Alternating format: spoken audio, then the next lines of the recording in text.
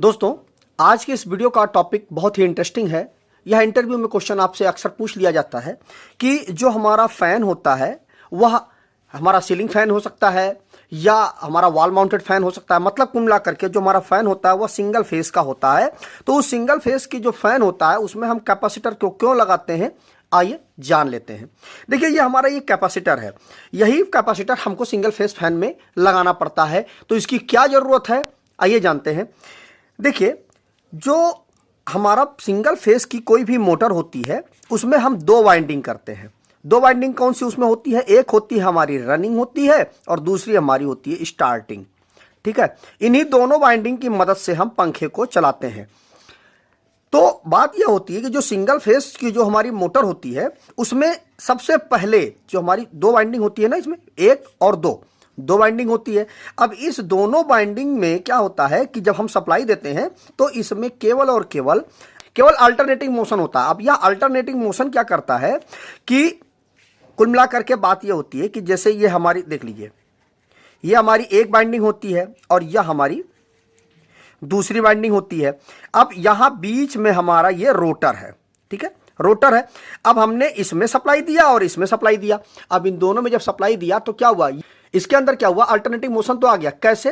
देखिए, इसमें हमने सप्लाई जब दी, इस वाले में यहां पर मान लीजिए हमने फेस दिया। ठीक है, ये फेस आया यहां पे। अब इस वाले में जैसे ही सप्लाई आएगी इसमें तुरंत मैग्नेटिक फील्ड जनरेट होगी। अब मैग्नेटिक फील्ड क्या करेगी, रोटर तो हमारा ये नीचे है तो यह अल्टरनेटिंग होने लगेगा। मतलब यह रोटर को थोड़ा बहुत तो झटका देगा। तो झटका देने पे हमारा रोटर आगे पीछे इस तरह से झटका लेगा, केवल घूमेगा नहीं। क्यों? क्योंकि इसके अंदर केवल और केवल अल्टरनेटिंग मोशन है हमारे इस पंखे के अंदर।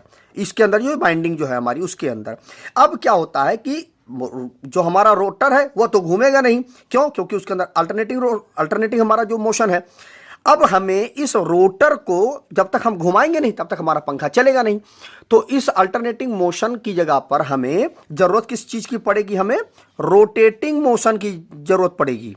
ठीक है, रोटेटिंग मोशन की जरूरत पड़ेगी, तभी हमारा पंखा घूमेगा। मतलब रोटर को हमें रोटेटिंग मोशन देना पड़ेगा। अब वह रोटेटिंग मोशन इस डायरेक्शन में भी हो सकता है या इस डायरेक्शन में भी हो सकता है, दोनों डायरेक्शन में हो सकता है रोटेटिंग मोशन। मतलब मिला करके हमें रोटेट करना है इस रोटर को। रोटर को कब हम रोटेट कर पाएंगे, जब ये जो हमारी मैग्नेटिक फील्ड बन रही है उसमें हम रोटेटिंग मैग्नेटिक फील्ड हम जनरेट कर दें। तो रोटेटिंग मैग्नेटिक फील्ड जो हमारी होती है उसको जनरेट करने के लिए हमें फेस डिफरेंस की जरूरत पड़ेगी। जब तक हमें फेस डिफरेंस नहीं मिलेगा तब तक हम यहां पर रोटेटिंग मैग्नेटिक फील्ड जनरेट नहीं कर पाएंगे। अब यह रोटेटिंग मैग्नेटिक फील्ड हम कैसे जनरेट कर पाएंगे? देखिए, क्या होता है कि अगर यह रोटेटिंग मैग्नेटिक फील्ड यहां जनरेट हो गई तो हमारी समस्या हल हो जाएगी। जो हमारी 3 फेस की जो मोटरें होती हैं उसमें 3 फेस होते हैं, आर, वाई, बी, और ये तीनों एक दूसरे के साथ 120 डिग्री के फेस एंगल पर लगे हुए होते हैं। क्या होता है, इस तरह से हमारे जो तीनों फेस होते हैं इस तरह से होते हैं। तो यहां पर 120 डिग्री का एंगल होता है, यहां पर 120 डिग्री का, और यहां पर भी 120 डिग्री का एंगल होता है।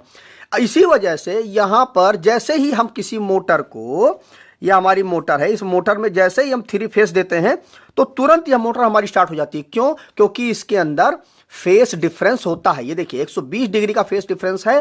तो जैसे ही फेस डिफरेंस मिल जाता है तुरंत यहां पर रोटेटिंग मैग्नेटिक फील्ड जनरेट हो जाती है, और रोटेटिंग मैग्नेटिक फील्ड जनरेट होने की वजह से तुरंत हमारी मोटर का रोटर जो है वह घूमने लगता है। लेकिन इस जगह पर तो चूंकि हमारा केवल और केवल एक फेस ही तो इस मोटर के अंदर जा रहा है। अब यहां पर चूंकि एक फेस जाने की वजह से यहां पर रोटेटिंग मैग्नेटिक फील्ड जनरेट नहीं हो पा रही है। 3 फेस में तुरंत जनरेट हो जाती है, इसीलिए यह सेल्फ स्टार्ट मोटर होती है हमारी। लेकिन यह जो हमारी होती है यह सेल्फ स्टार्ट मोटर नहीं होती है।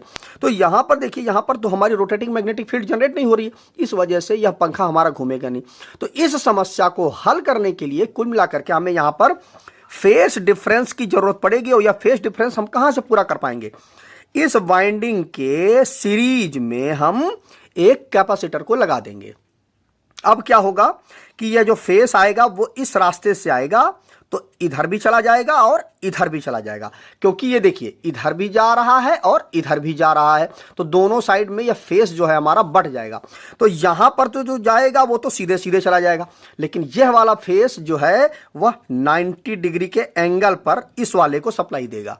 तो कुल मिलाकर के जो पहला जो हमारी रनिंग बाइंडिंग है और जो स्टार्टिंग बाइंडिंग है, इन दोनों के बीच में 90 डिग्री का एंगल बन जाएगा। और यह 90 डिग्री का एंगल क्या करता है कि यहां पर रोटेटिंग मैग्नेटिक फील्ड को जनरेट कर देता है। कुल मिलाकर के हमने यहां पर क्या समस्या थी, यहां पर फेस एंगल नहीं बन पा रहा था। फेस एंगल कैसे बना, इस कैपेसिटर को लगाने की वजह से। और यह कैपेसिटर जैसे ही लगा यहां पर तुरंत 90 डिग्री का फेस एंगल बन गया, और जैसे ही 90 डिग्री का फेस एंगल बना यहां पर तुरंत रोटेटिंग मैग्नेटिक फील्ड जनरेट हो गई, और हमारा जो पंखा था उसका जो रोटर है वह घूमने लगा।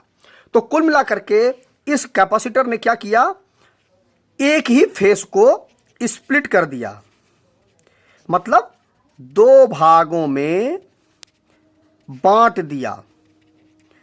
किसको, एक ही फेस को उसने दो भागों में बांट दिया 90 डिग्री के एंगल पर, और हमारी समस्या हल हो गई, रोटर हमारा घूमने लगा। तो कुल मिलाकर के इसीलिए इस मोटर को हम स्प्लिट फेस मोटर भी कहते हैं। स्प्लिट फेज मोटर भी इसको हम कहते हैं। क्यों, क्योंकि यहां पर एक ही फेस को दो भागों में बांटा जा रहा है। यहां पर एक फेस को दो भागों में नहीं बांटा जा रहा, इसमें तीन फेस आ ही रहे हैं 120 डिग्री के एंगल पर, लेकिन इसमें एक ही फेस आता है। यदि आपने आर फेस से इस पंखे को चलाना चाहा तो केवल आर ही फेस आएगा, इसमें दूसरा फेस कोई भी नहीं आएगा। इसमें केवल और केवल आर फेस आएगा, या वाई फेस से चलाएंगे तो वाई फेस ही इसमें आएगा। और इसमें यहां पर इस वाली जगह पर आप न्यूट्रल दे देते हैं, एक आप छोड़ देते हैं, ठीक है। तो ये हमारा सीधे सीधे आकर के हमारा पंखा हमारा घूमने लगता है। तो कुल मिलाकर के बात यह हो गई कि यहां पर हम फेस को स्प्लिट करके हम पंखे को चलाते हैं। तो हमारा जो क्वेश्चन था इंटरव्यू में क्या जवाब देना था कि फैन में हम कैपेसिटर क्यों लगाते हैं, तो केवल और केवल इसीलिए लगाते हैं कि फेस को दो भागों में बांटने के लिए हम कैपेसिटर का उपयोग करते हैं। तो आप इंटरव्यू में यही जवाब दे सकते हैं। हम कैपेसिटर की मदद से फेस को दो भागों में बांट देते हैं, जो कि 90 डिग्री के एंगल पर बढ़ता है, जिससे हमारा रोटेटिंग मैग्नेटिक फील्ड जनरेट हो जाती है और हमारा पंखा घूमने लगता है। तो मुझे उम्मीद है कि आपको यह चीज अच्छे से समझ में आ गई होगी, और आपको इंटरव्यू में क्या जवाब देना है वह भी चीज आपको अच्छे से क्लियर हो गया होगा।